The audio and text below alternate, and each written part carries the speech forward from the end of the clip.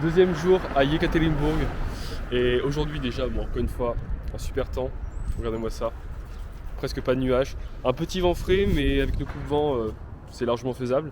Et aujourd'hui on va sortir de Yekaterinbourg, on va partir 50 km plus loin pour aller direction le mont Azov qui est un endroit avec pas mal de montagnes, c'est super bon en fait, il y a des super paysages et on va marcher là-bas durant la journée. Pour l'occasion d'ailleurs on a pris un petit pique-nique qu'on a pris dans un petit magasin, vraiment pas cher.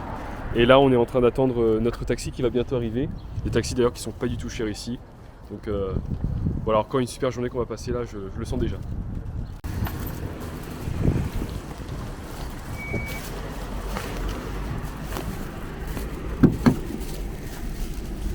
Ça va, ce petit.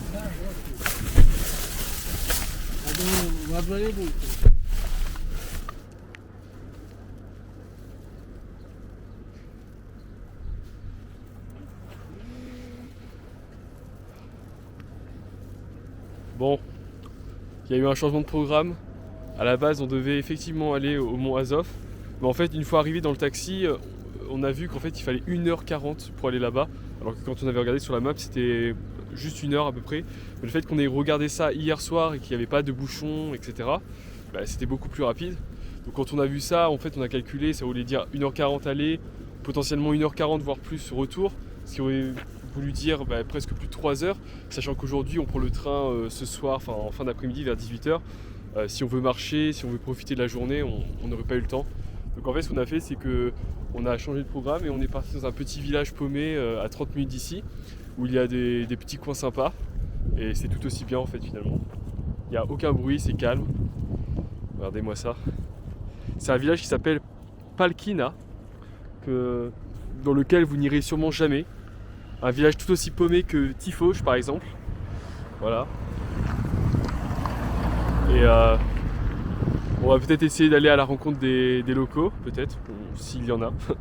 Mais en tout cas les maisons en bois, on sent qu'aussi il y a eu beaucoup de neige et que là la neige a juste fondu il y a quelques semaines de ça. Le vent est très frais, mais bon, ça a son charme en fait. Donc là on va juste se promener, on va voir où le vent nous mène, parce que oui il y a du vent aujourd'hui et il est très frais. Là ici on a un mémorial pour tous les Russes du village qui sont morts durant la Seconde Guerre mondiale, et c'est vrai qu'il y en a quand même pas mal. En même temps, je ne sais plus qu'il y a eu combien de millions de morts russes durant la Seconde Guerre mondiale, mais... Donc voilà, sinon au loin, regardez le paysage qu'on peut retrouver ici en Oural. C'est beaucoup de ça en fait, c'est pas mal de vallées en fait, de monts. Et même de ce côté-là, au loin, vous pouvez voir un autre mont. Et il y a des trains aussi qui ramènent du charbon souvent. Là-bas on peut les voir passer. Voilà. Et là il y a un petit pédalo aussi devant là. Un pédalo qui a été réaménagé. Non, franchement, ça vaut vraiment le coup de s'arrêter des fois une journée ou deux pour juste profiter du silence. Parce qu'il n'y a aucun bruit à part le bruit du train. Il y a une petite rivière, c'est très calme. Franchement, on est vraiment hors du monde quoi.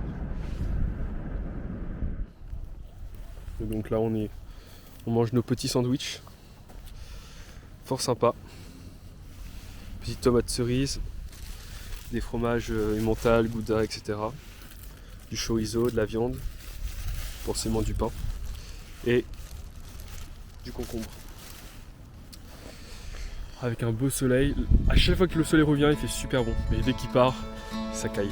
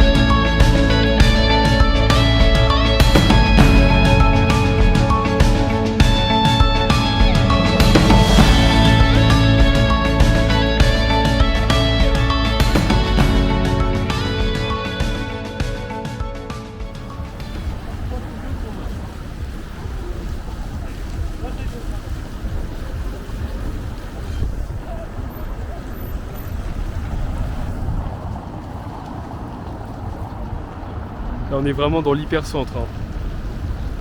On peut pas être plus au centre que maintenant.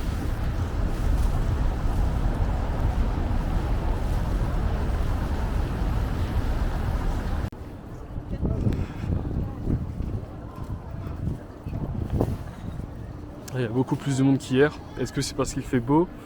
Est-ce que c'est parce que c'est un jour férié? Est-ce que c'est parce que ça n'est pas un jour férié? Je ne sais pas.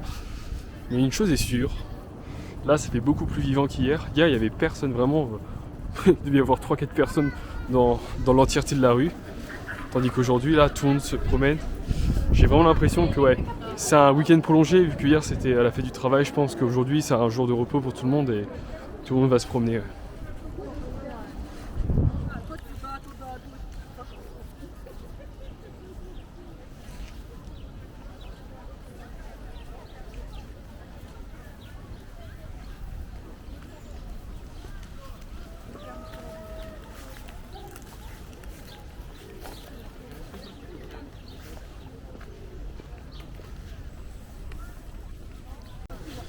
Donc là on est en train de discuter de la ville et comment donner un résumé de Yekaterinbourg en quelques mots.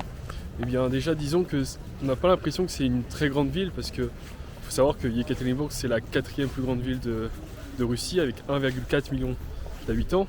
C'est par exemple c'est plus de 2 fois Nantes. Et en fait quand on se promène un peu partout, bah, on n'a juste pas l'impression que c'est une grande ville, on a l'impression que voilà, c'est une petite ville tranquille. Forcément, il y a de tout, hein. Il y a vraiment des grands bâtiments un peu partout. On n'a pas cette sensation que c'est surpeuplé en fait. La ville, en fait, elle est très grande, très espacée. Du coup, les gens ne sont pas coltinés les uns aux autres. Sinon, ce qu'on a pu remarquer aussi, c'est que la ville est à la fois très européenne, parce qu'on ressent vraiment qu'il y a beaucoup d'origine et de traces européennes un peu partout. Mais en même temps, il suffit aussi de sortir un peu du centre et de commencer à aller vers l'extérieur, dans les villages autour, pour voir qu'on n'est plus du tout en Europe et qu'on est vraiment en Oural et qu'on voit des maisons vraiment en tôle, tout un peu s'effondrer. Il y a des endroits où on a l'impression que c'est des favelas, carrément tout est en train de tomber. Donc franchement, il y a vraiment les deux, quoi. C'est pour ça qu'on ressent vraiment qu'on est entre l'Asie et l'Europe. On sent qu'il y a deux influences un peu qui se mélangent. Et toi, qu'est-ce que tu voulais rajouter de plus, Victor? Personnellement, je suis assez surpris par cette ville. Moi, j'aime beaucoup. Je trouve ça très agréable. Donc là, on est à côté d'une rivière. En fait, plus haut, ça fait vraiment un grand point d'eau où hier, par exemple, on voyait des bateaux qui faisaient une petite régate. Et je trouve ça vraiment très agréable. Et sinon, moi je suis assez une nouvelle fois surpris par la diversité des bâtiments.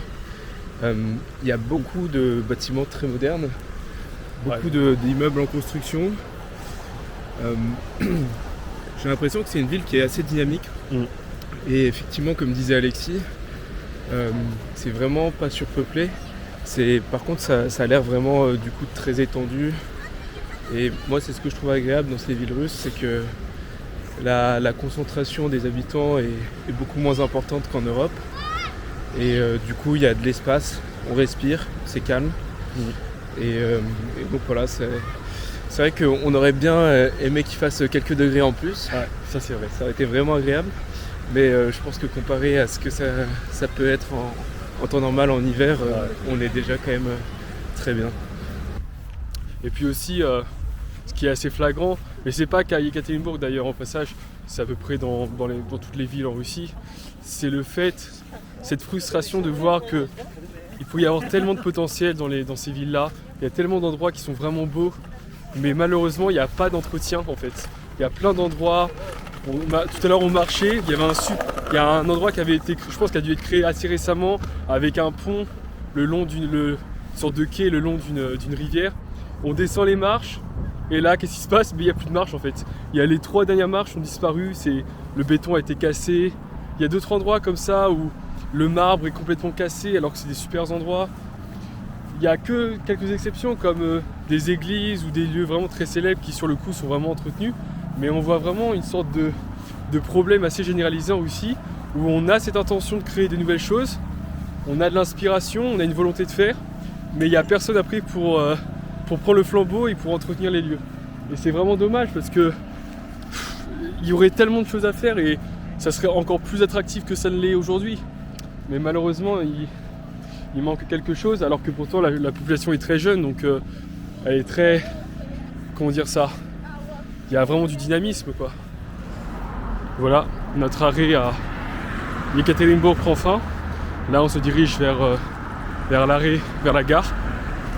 Direction Omsk pour demain. Donc on part à 18h et quelques pour arriver demain matin vers 8h je crois ou 7h. Donc là-bas on restera une journée. Mais en tout cas, il aura fait relativement beau pour ces 2 jours.